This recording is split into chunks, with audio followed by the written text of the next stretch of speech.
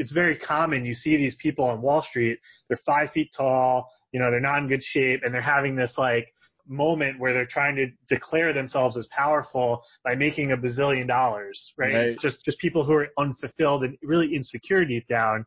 What they really want is love, connection, and acceptance. And they think the best way to do that is just make as much money as possible.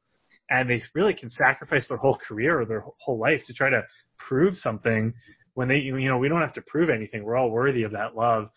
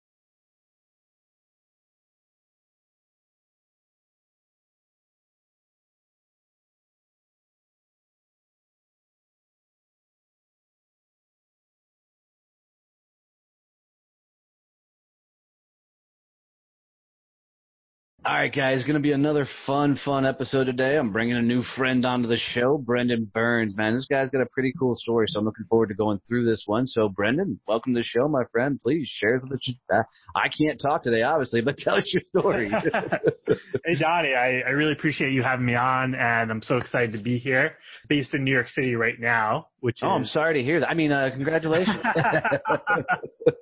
Fair enough. I actually grew up on Long Island, so about an hour outside the city. Yep.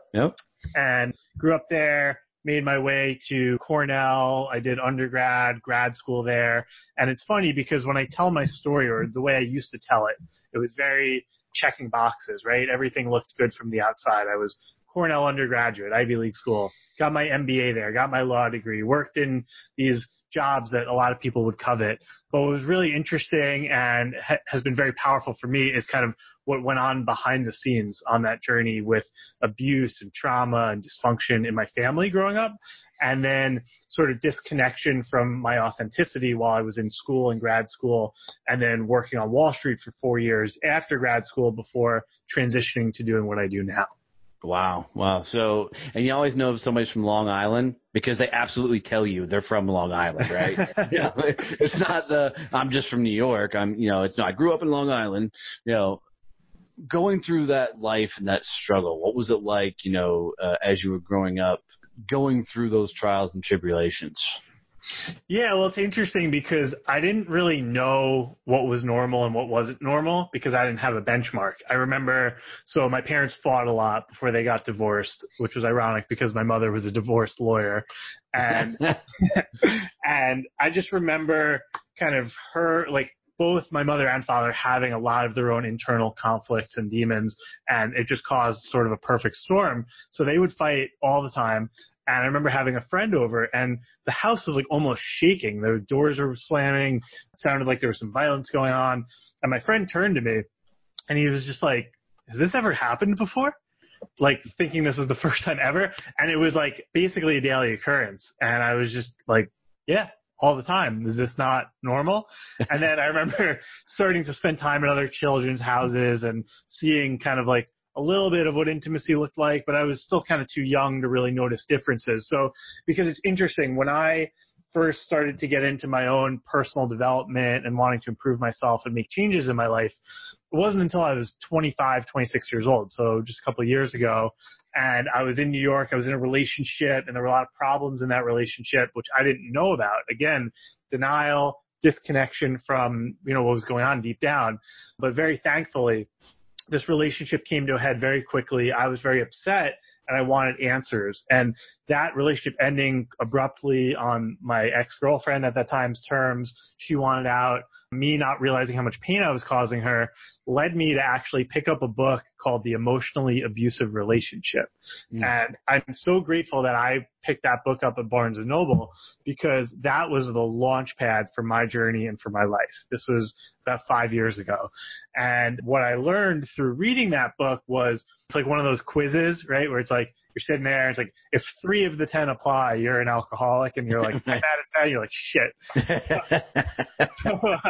I got a problem. Right. The good news was I wasn't being physically abusive.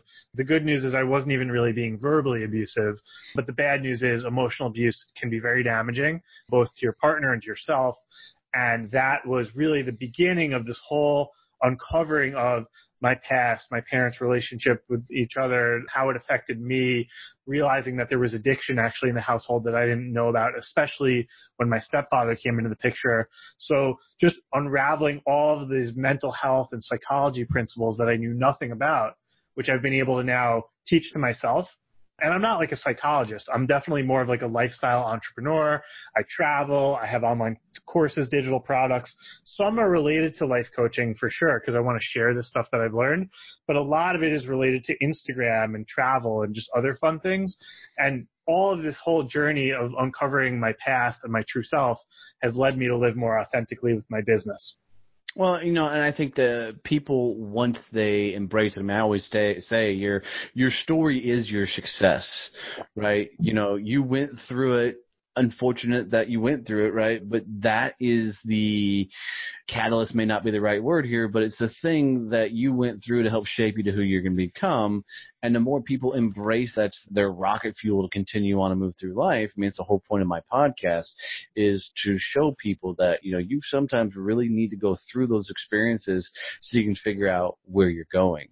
So when you start down the path of this self-discovery stage, you're sitting on 25 years old, whatever, and you're going down the self-discovery, you find this book.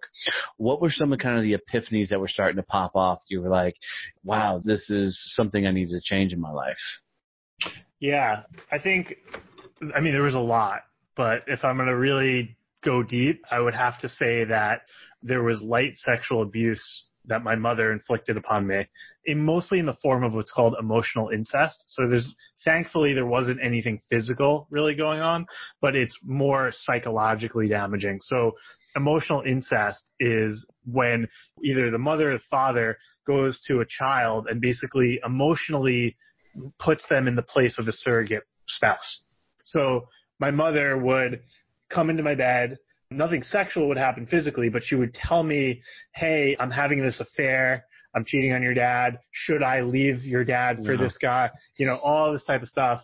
And not only did I not think that was a problem, but I think, some people, especially people who go through deeper traumas, they're raped or things like that, you block these things out. So one of the most powerful things that I discovered through therapy was, you're on your first call. Like I have a friend who I'm in a men's group with, and on the first meeting, he's saying, yeah, my parents, their marriage wasn't bad. And then 6 months later, we realized that his dad had a gun in the glove compartment, in case the mother got out of the line. So these things, a lot of unraveling, a lot of memories that were pushed deep down to a point of denial. And, a lot of these like hyper trauma survivors who go through crazy things actually have blacked out. Studies show they don't have the memories in their brain at all because it's so traumatic. And for me, thankfully they were still there and I could pull them out through dreams and dream logging and journaling. And the more I was able to pull that out, I was more able to really understand what even happened to me as a child. So I could then journal about it, process it, and work through it so I can get to the other side, understand what is healthy, heal myself, and then be in a better position. Yeah, that's powerful. And I've had several guests on the show that would relate to the whole blacking out experience. I had a gentleman that was on the show that became a pastor later in life, and his experiences, he was, physically abused as a young boy, but didn't even discover that until he was 17, 18 years old when he had this weird flashback and, it knocked him to the floor and then had to go back to mom and dad, had to sit him down and walk through what happened to him as a kid from a neighbor, So powerful and very interesting. And I love when people can take deep dives in themselves and discover themselves. So you've gone through this life experience and are now somewhat transformed. You found yourself, discovered yourself. What are you doing with that information and that knowledge? Yeah, well, now that's really been the launch pad for my business. And I kind of mentioned some different things that I do, but my real journey and my real purpose is to help people. And I do that kind of in the form of the life coaching and development and then the business side. And I found a lot of success on the business side, especially with social media. One of the things that I did when I was working in finance towards the tail end of that career was I was doing a lot of travel, a lot of international trips, and I was posting stuff to Instagram constantly. And without even realizing it, my Instagram account really took off, and I was able to cross 20K, 50K, 100K followers and really build my brand there. But the cool thing was I was initially just posting these like selfie sticks in Japan and, Australia, doing this cool stuff, skydiving. And I was building a following because I was encouraging people to try to maximize their life and do what they love. But then I layered on sort of the psychology or the deeper stuff that we've been talking about today. So I started to do the cool poses where I'm bungee jumping in New Zealand, but the caption would say, hey, this is the transformation I've gone through, or, fear sucks and here's how to get to the other side. And so I love that. Yeah, kind of like the combo of like the cool lifestyle entrepreneur, remote laptop, Tim Ferriss guy. Right. So plus the Tony Robbins, let's go deep and heal your shit. Well, the cool thing about that whole putting it together that way is you already had the following that was like, okay, this guy's cool, he's doing all these great things, and, which gave you an easy platform. Well, not an easy platform because, it's a lot of work building that big of a following, right? But it gave you a platform to be able to go, well, now I can teach, right? Which to me is the complete hero's journey about going out and experiencing life and bringing it back and teaching others. Yeah. That's a really, really cool thing. You're experiencing, you're traveling all over the world and you're doing all these cool things. Did you go into Instagram and all that with that whole thought process of I'm going to build this massive following and just crush it in Gary Vee's words, right? And become, social famous? It's funny because at the time when I was working in my old career, I really was looking for just ways to get out. And I wasn't as concerned with doing a total passion project as I just really kind of wanted to be an entrepreneur, be flexible and have my freedom. But it was great because I was able to combine the two. So when I was initially traveling and posting on Instagram, yes, I wanted more followers because I thought that would be a path to ultimately monetize so that I could have the freedom to leave my job. Because the finance industry, working on Wall Street in New York City, can be emotionally challenging and really hard for anyone. It's become normal to jump off of your roof and kill yourself. Leon Black, the founder of Apollo, one of the biggest private equity firms here in New York, his dad jumped off the Pan Am building and killed himself. I was bike riding home while working at the hedge fund, and a woman jumped off 235th, which is a big rooftop scene, and she was at a party there. There was a guy from Moelis who killed himself. A guy I worked with at the hedge fund who overdosed on drugs because he was so stressed out, one of my best friends. Mm.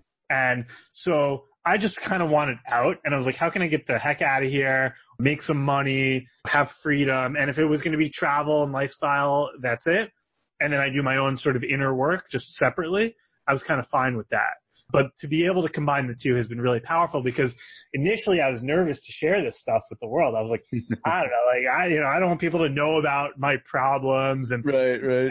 And people don't care about this stuff. They just want to see. But what I've noticed is maybe it's just the era we live in now that coaching and development is cool or accepted, or people kind of just understand that they want to be happy and we have the tools now. But for whatever reason, being able to combine the two has been great. So even when I'm coaching someone on business, I like to try to look for little avenues to dig in personally because I know that's really, they want the money. Money's great, but I look for those opportunities to help people personally as well. Yeah, and it's wild is people don't often wrap their head around to fix or solve anything starts on the inside first, right? You got to do the inside work so you can do the outside work. I don't know if it's a philosophy or not, but it's a belief of mine that a lot of people go through the rubber band effect. They want something, they start moving towards it, find some success, but because they haven't done the inside work, they slingshot right back to where they were because they haven't worked on themselves enough. Have you found very similar philosophy? Yeah, that's a fantastic metaphor that I haven't heard before. But yeah, I was just listening the other day to, it was a relationship coaching seminar, and they were saying all about, to be in a healthy relationship. I know it's cliche, but it's true. It's like, it's all about your relationship with yourself. And whether it's business, money, finance, marriage, friendships, it generally comes from within.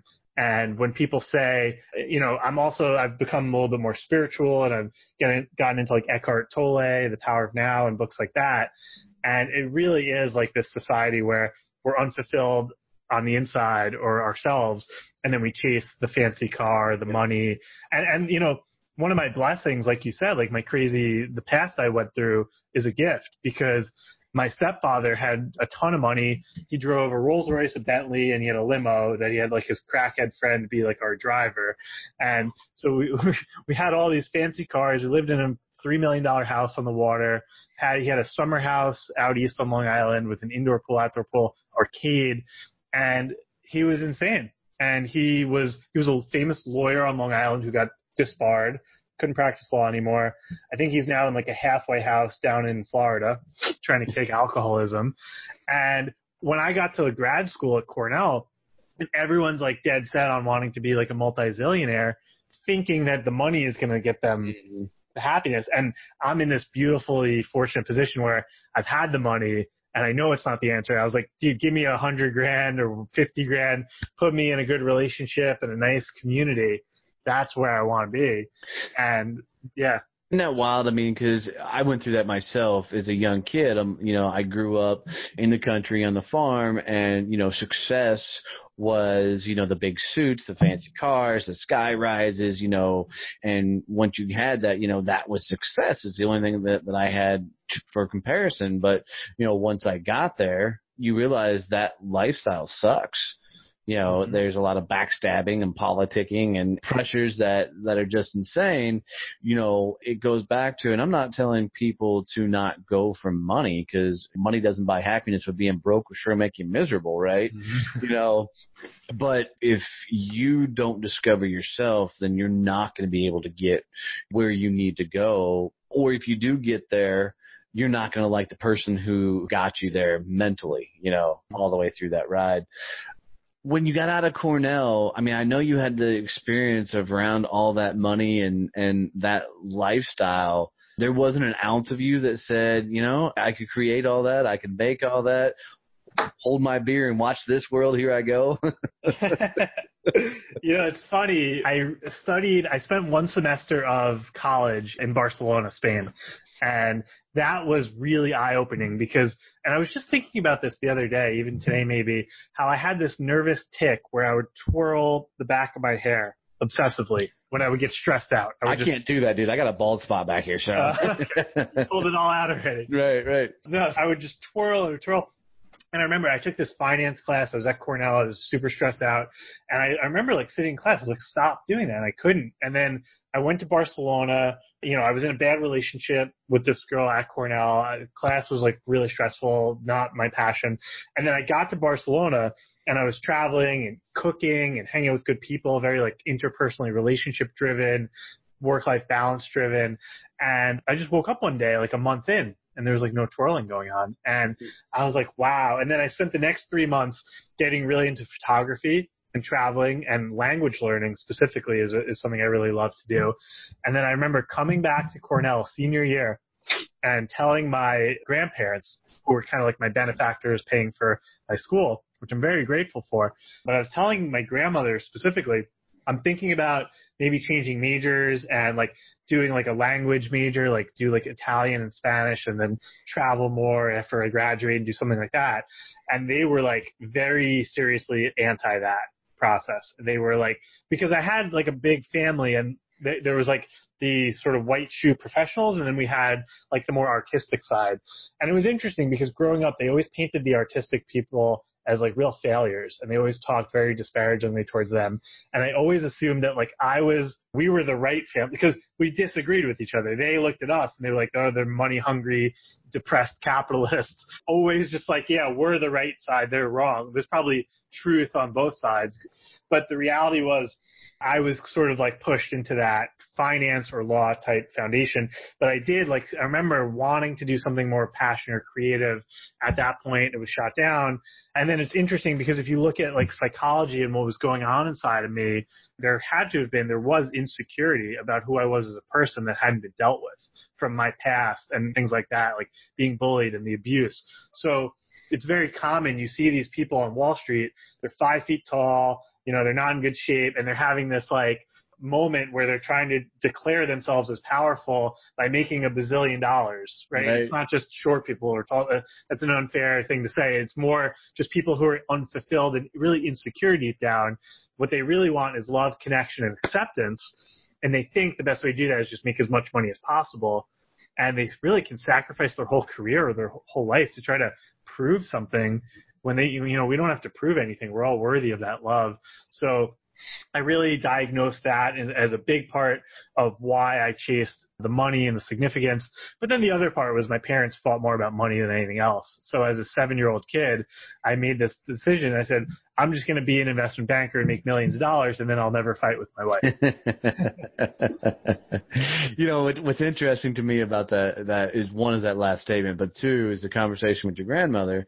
Is I think adults talking to kids going, and I'm just calling kids anybody going through college and everything else, is when they give advice, it's usually based on a life decision they regretted, right? Or it's based on something going on with them, or they're more concerned about how they'll be perceived by that child's actions, right? So they're giving, and I don't have kids, right? So, take this all with a grain of salt, but, I see it oftentimes of a parent telling a kid they've got to go through college is because they worked their ass off their entire life and never got where they wanted to in life, and they think college is the answer. Whether the kid wants to go through school or not, they're telling them to go to college, right? Or it's the entire philosophy of their kids got to go to college because, oh my God, what will the Joneses think?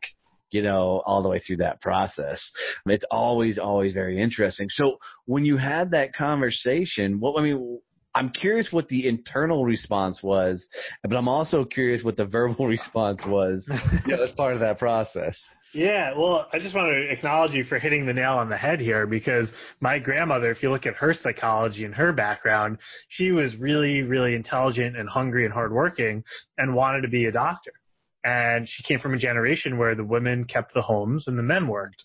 And my grandfather had this illustrious career in politics and law and business, and she was, the stay-at-home mom, and I think was very unfulfilled. So exactly to your point about, it was all about what was going on with her. Was like, don't waste this opportunity to go work and do something which I didn't want to do. Maybe that's what she wanted to do. Right. So they project that onto you. And I wish I had some juicy story of me flipping my grandma off and going off into the wind. And, Donnie, here's your story of the year for your podcast. I wish I had that. But damn it, everybody just turned it off, dude. No, nobody's listening. No, but it's when, and it goes deep, right? Because we all have primary caregivers, even animals, and they were my primary people. And my grandmother and my grandfather really saved my lives because they really took me in and took me to school and took me on trips. And I'm so grateful for them, because I don't know if I would have survived the abuse and the trauma. I would have wound up, in addiction or something like that potentially. So I'm really grateful for them to give me love and support. So at the time, it was really just kind of like, yeah, I'm just going to listen to them. And especially being, 20 years old or 21 years old, they just kind of nodded. But I'm sure subconsciously there was a huge pushback and a huge like, hey, this is not what I want. And that started to manifest only 1 or 2 years later when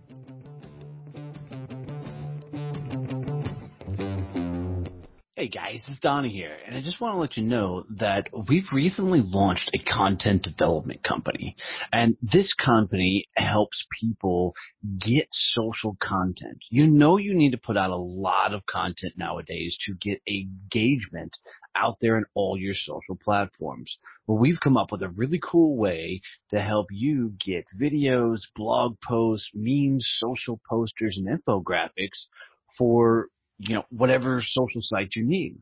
So check us out at successchamps.us and learn more about how you can get social content for your social media. Support for this podcast comes from Point Blank Safety Services and Blue Family Fund. Blue Family Fund, helping dependents of law enforcement families on their journeys.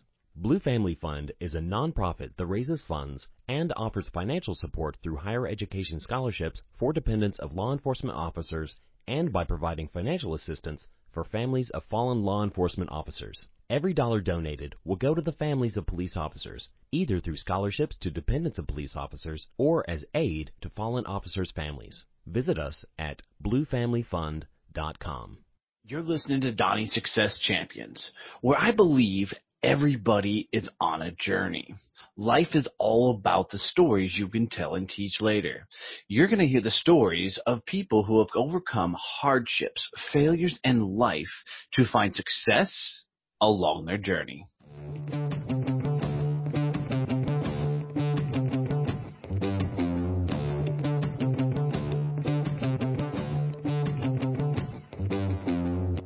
I'm in law school, and my friend Jason from my fraternity calls me up, and he's like, dude, you have to read this book.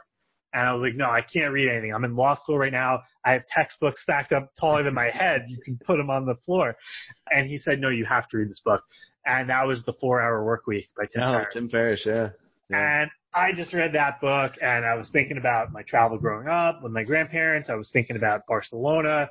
And it's like I had the textbooks here, and then I had the 4-Hour Workweek here, and it was really interesting. How do I reconcile the two? But for sure, that book was my calling. And as I traveled more during Wall Street times, like I would listen to his podcast and just sort of do a lot of solo travel and reflect on life. And that gave me a huge push to then create this lifestyle. No, that's awesome. That's awesome. You know, it's always amazing to me to hear where, you know, inspiration hits people, because it can be from the wildest place. I mean, there's a chance if you would have never been handed that book, who's to know what path you would have chose, you know, and which direction you might have gone.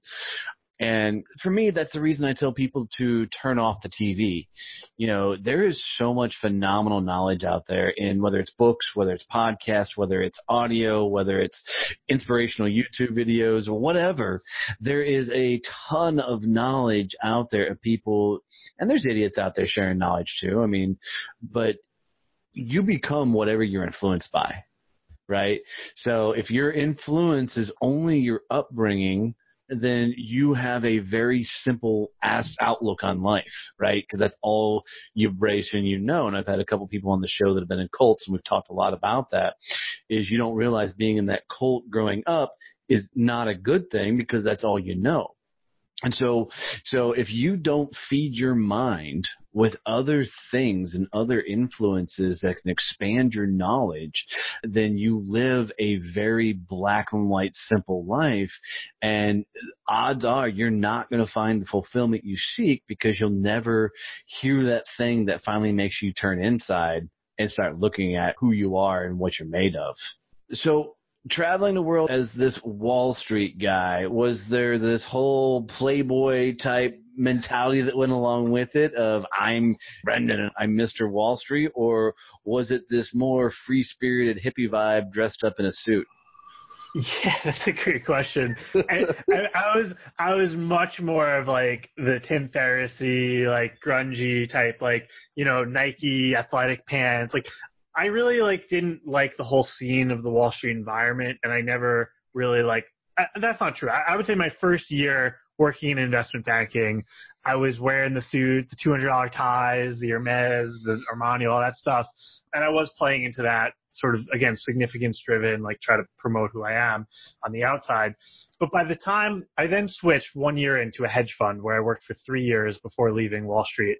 And once I got to the hedge fund, I was just even there, like not really dressing up much and didn't really have that persona anymore. I wanted out. I wanted entrepreneurship. And it's interesting because when you mentioned Playboy and you mentioned that type of stuff, I think it's worth noting that like when I was going on these trips, I was definitely focused on dating and hookups. And I'd land in Japan or I'd land in Helsinki. I'd get on Tinder immediately, start swiping, set up dates and hookups. And it was really interesting because I've done a lot of personal work on myself and on intimacy, and that's a big area that I'm focusing on right now. I've been in some amazing relationships in this past year, like 2 relationships in particular where I went deep. I learned a lot, like so much about myself, so much about my partners at the time, 2 amazing women. And like, that's where I'm growing, and that's my next chapter is learning and conquering relationships. And then I'm also going through training. Like I go to these relationship training and coaching seminars with all these like beautiful, happily married women and some men who are relationship coaches. And they're all just trying to like improve their business and their personal like relationship coaching practice. And I'm like this guy with intimacy issues trying to fix my shit. I'm like, yeah, like, wait, and what happens when you like scream at your girlfriend and you guys fight? Like, then what do you do? And they're like, you mean, what do you tell your client to do? I'm like, yeah. What am I supposed to tell my client that they're supposed to do when they like shatter the plate and they get into a huge fight and they walk out at 2 a.m? Like, what do I tell my client? Well, a lot of those people in that room, you could probably sit down and get coaching with. You don't have to be the guy in the back learning from the relationship. That's awesome. Yeah. So I just wanted to mention, as part of my journey of the traveling Wall Street stuff, it finally hit me when I got home from a trip and someone was like, Brendan, you should go out on a date with this girl. She's great. She's in her residency in medical school. She wants to settle down. And like, we were going on these dates and I was like, really just like, I couldn't get attracted. She was beautiful and I couldn't get attracted to her. And it was just like, there was a huge thing missing and I couldn't figure out what it was. Ultimately, I realized it was intimacy. It was like, this is a woman who really liked me and wanted to be with me. And I was like, no, I don't want that. Like, how can I be attracted to some like flaky East Village wannabe actress who's like got commitment issues? Like, I can get all over that. But then it's like a woman who actually wants to be with me and likes me. There was friction there. So that's what launched me onto that whole step of my journey, which was working with psychologists and getting coaching on how to confront those issues. So that was something that travel exposed me to in a really good way. Well, and I think it's really important for people as they're growing up is, I don't want to label anybody, but, people giving millennials a hard time right now. And I'm like, look, they're going and doing all the things you wish you would have done as a kid. Shut up. Right? They're going into work when they want to. They're going home when they want to. They're traveling. They're running their own gigs. They're doing their own companies. Let them be. Let them do their thing. Right? Don't get mad at them because they're making choices that you didn't have the strength to make yourself. So, but I think it's really important for people to go and experience the world and go see these different cultures. And ignorance happens when you have no experience to base life on.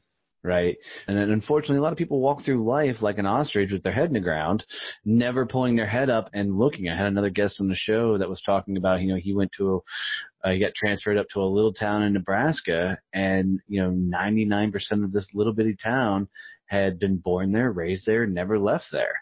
And, he's like talking to them about their world beliefs, not that they're bad people, but it was just this very, very, very shallow conversation because all they knew was this little spot in life. They don't have the experiences to expand their horizons. Did you kind of find that on your journey was because of these experiences, they were really begin to, with the coaching and stuff, but expand who you were becoming? Yeah, absolutely. I think one of the big things for me, and I think this is good for anyone to hear, especially if you live in like a major city, like in LA, San Francisco, Dallas, New York, is like there's just so much opportunity and there's so many different ways to live. Like when you grow up near New York City, you go to Ivy League schools, you're surrounded by this, you almost feel like you have to work in a certain industry. You have to work a zillion hours to maintain. Because like I remember when I was about to leave my last job, our CFO said, well, I could never do what you're doing. I could never leave because I have my mortgage and I have all these things. But right. He's kind of created that. It's like that quote, like, it's like, do you own your possessions or do your possessions own you? Right. And I really felt like when I went to Laos, for example, a country near Cambodia and Thailand, I was walking into a restaurant and I walk in and there's a bunch of tables, nobody's eating. It was like 3 p.m. I'm just kind of like the New Yorker who assumes like you can go into a restaurant anytime, you get service, and it's like empty. It's like in between lunch and dinner, and the owner, the chef, and the waiter is all the same guy, and he's lying on the floor just taking a nap. And I was like, I'm not going to wake him up. But as I started walking out, he heard me and he woke up. And he just like, we didn't speak, like, I don't speak any Laotian. He doesn't speak English. But we were able to communicate, and I was able to get him to like make me a noodle dish for like $1. And it's just like, this guy's like chill. He's got a family. He cooks a little bit. He naps a little bit. And I was like, I don't need to make $250,000 a year and spend $3,000 a month on a 300 square foot studio apartment in Chelsea in New York. And if I live in the wrong neighborhood in Manhattan, then I'm not good enough. And I was like, get out of the bubble. Like, this bubble is like New York City in the winter, and then you go to the Hamptons in the summer, and you have to make a certain amount of money, and you have to like check off certain boxes. And I remember, again, like the Tim Ferriss, and then there's this other guy who I liked, Mr. Money Mustache, who's like a real minimalist. And oh, I haven't even heard of him. Yeah, you can look him up. And I mean, I'm not a minimalist anymore. I went through that phase. Now I'm definitely like in business growth mode and like abundance mentality, and I like nice things. But it was nice to go through that phase of being like, you don't need to make that much. Because what I was doing was I was working my tail off to basically get 2 checks a month. One paid rent, one paid everything else. And I'm not saving any money, and I don't like my work. I don't like my job. So it was like, I have to make a shift here. And I think for me to travel and see the way other people do it, like to go to Southeast Asia and find people who you can comfortably live off $1,000 a month and have a blog or be happy or even just take a year to just chill. Like knowing that, like travel helped me see that that was a possibility. Well, it's the Eat, Pray, Love story, right? I mean, I love that movie, and I'll watch it anytime it comes on. And I've never read the book. I keep telling myself I'm going to read the book because I bet it's 10 times better than a movie. But you will never discover yourself sitting in one spot. You've got to get out and explore the world. I mean, you can, I'm sure, but its experiences is the absolute best teacher in anything that you do. And surrounding yourself with the right people helps tremendously as well. Where do you think all this is going to take you, bud? I mean, you've done some crazy cool things. You brought philosophy into your Instagram stuff and all that, and someone could say you almost have a cult following in some of those arenas with what you're doing. Where's all this going to take you? Yeah, it's a great question because I'm at an inflection point in my career now, or my new career, I should say, where I've stabilized income, I've grown, I've figured out how to make a baseline with some of the more corporate client business coaching. My next step and my goals are just to continue to use a freemium model and share as much stuff for free as possible on the personal development and the life coaching type stuff. I think the biggest problem in our country is mental health. The biggest problem isn't mental health because the biggest problem is cardiovascular disease. But why are people eating so unhealthy? It's due to mental health in some way. Either the mental health, the poor mental health of the corporate people pushing the triple bacon cheeseburgers, or it's the poor mental health of the people who are in a bad place who eat that food because they need to cope with unhealthy feelings that they haven't processed. What about the guys who just think it's a damn good burger? I mean, there's a difference. No hate on that. Hey, I love a good burger. I should have said like just really processed foods. Yeah. We're all there with you. But, you know, I had a discussion not too long ago with my mother-in-law. She's like, I don't know how you can eat McDonald's. I'm like, I grew up on it. Every once in a while, I just want a filthy, disgusting freaking burger. You know? Oh, totally. I mean, I always say everything in moderation. Like you can't neglect a good double quarter pounder with cheese. Right. I hear that. I'm talking about like when I say mental health, I'm talking about if you look at the top 10 causes of death in our country, only 2 of them are rising. It's drug overdose, addiction, and suicide. You know, overdoses and suicide. And both of those are like 100% correlated to mental health and well-being. And you have the opioid epidemic, the prescription pill epidemic. Now you have the social media epidemic. They're actually showing brain scans, early signs are showing that you get dopamine hits every time you go on Facebook and Instagram. Yeah.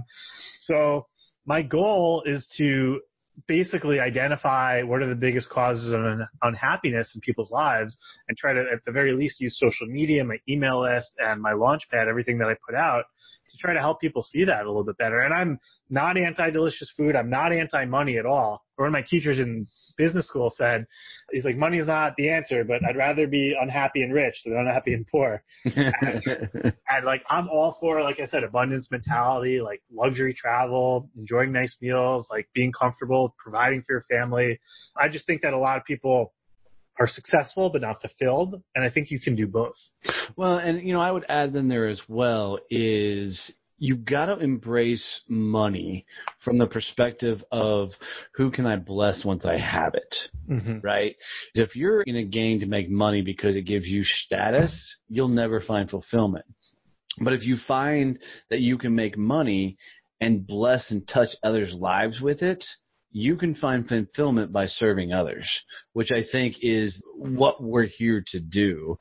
But somehow society along the way decided that you've got to have the mansion and the cars and the gold and the blah, blah, blah to find that ultimate success. And unfortunately, a lot of us bought into it. That's awesome, brother. Well, how do people find you? We know we can find you on Instagram. What's the handle? Yeah, it's Brendan H. Burns. At Brendan H. Burns on Instagram or BrendanHBurns.com. And new podcast just launched actually of my own, which I'd love to have you on. Hell yeah, brother. Which is the Brendan Burns Show on iTunes and Spotify. Awesome.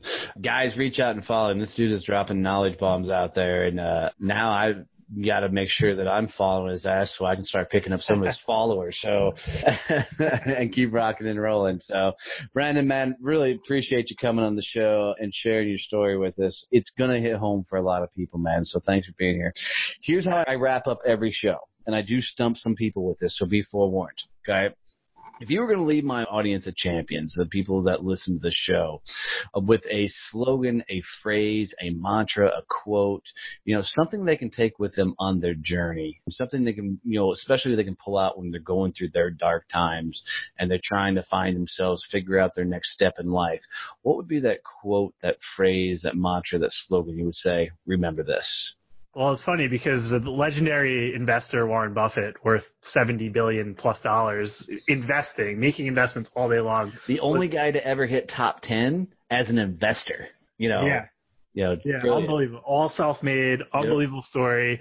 And they went up to him, hey, investor Warren Buffett, what's the best investment you ever made? Thinking it would be a stock or a company, Amex, or one of his winners. And he said, the best investment I ever made was investing in myself.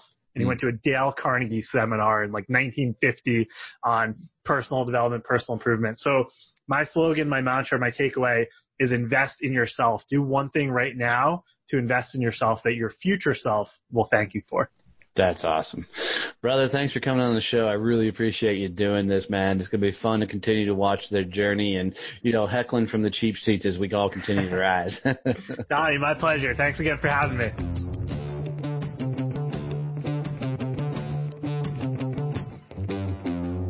Thanks for listening to Donnie's Success Champions podcast. If you'd like to hear more about our current guest today, or if you'd like to hear stories from our other guests on the show, come hang out with us on our website at successchampspodcast.com. I really appreciate you tuning in. If you need to reach out to me for any reason, you can catch me at Donnie@DonnieBoivin.com.